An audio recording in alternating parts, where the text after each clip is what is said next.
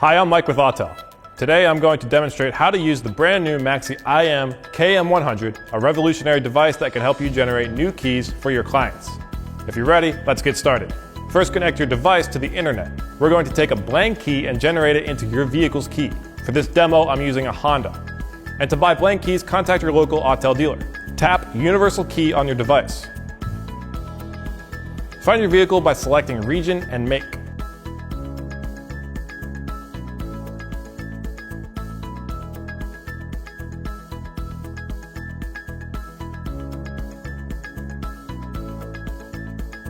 Read the instructions carefully once your vehicle is selected.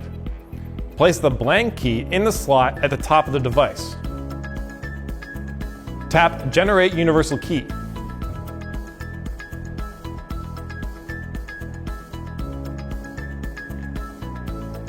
The key generation process may take up to 1 minute.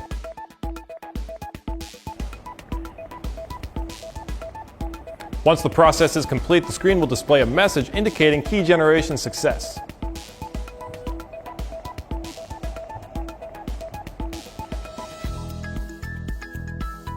Exit the app and head to Special Function. Tap Universal Key Information Detection to detect the key.